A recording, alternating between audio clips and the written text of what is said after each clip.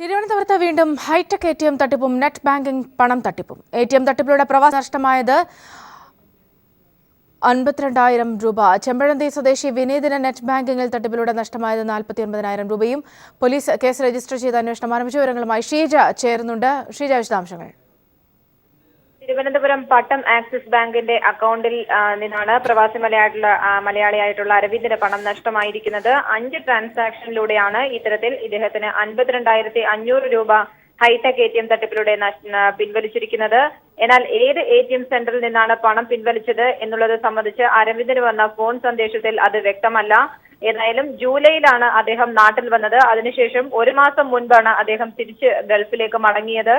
ഈ നാട്ടിൽ വന്ന സമയത്ത് മാത്രമാണ് താൻ ഈ ATM ഉപയോഗിച്ച് ഇടപാടുകൾ നടത്തിയിട്ടുള്ളത് എന്നാണ് അദ്ദേഹം വ്യക്തമാക്കുന്നത്. അദ്ദേഹം പേരൂർക്കട പോലീസ് സ്റ്റേഷനിൽ പരാതിയും നൽകിയിട്ടുണ്ട്. ഇതിനു പുറമെയാണ് മറ്റൊന്ന് ഹൈടെക് ATM തട്ടിപ്പും തലസ്ഥാനത്ത് വീണ്ടും നടന്നിരിക്കുന്നത്.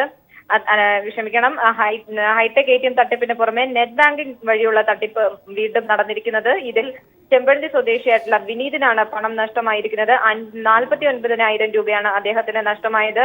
മുംബൈയിൽ നിന്നാണ് പണം പിൻവലിച്ചത് എന്നാണ് പോലീസിൽ നിന്നും അറിയാൻ സാധിച്ചിട്ടുള്ളത്. അദ്ദേഹത്തിന് കാനറ ബാങ്കിന്റെ മെഡിക്കൽ കോളേജ് ശാഖയിലാണ് അക്കൗണ്ട് ഉണ്ടായിരുന്നത്. അദ്ദേഹം സൺ ഡയറക്ട് ചാർജ് ചെയ്യാൻ വേണ്ടി paytm.com അത് മുഖേന പണം അടച്ചിരുന്നു. ഇതിന് പിന്നാലെയാണ് ഇത്തരത്തിൽ 49,000 രൂപ 11 ഇടപാടുകളിലൂടെ നഷ്ടമായതായി അദ്ദേഹത്തിന് ഫോൺ സന്ദേശം വന്നത്. ഇന്നലെയാണ് ഇത് സംബന്ധിച്ചുള്ള ഒരു ഫോൺ സന്ദേശം വിനീതിന് ലഭിക്കുന്നത്. അതേ തുടർന്ന് വിനീത് ഉടൻ തന്നെ മെഡിക്കൽ കോളേജ് പോലീസ് സ്റ്റേഷനിൽ പരാതിയും നൽകിയിട്ടുണ്ട്. ഈ ഇരു സംഭവത്തിലും പോലീസ് അന്വേഷണം ഊർജിതമാക്കിയിട്ടുണ്ട്. സൗമ്യ.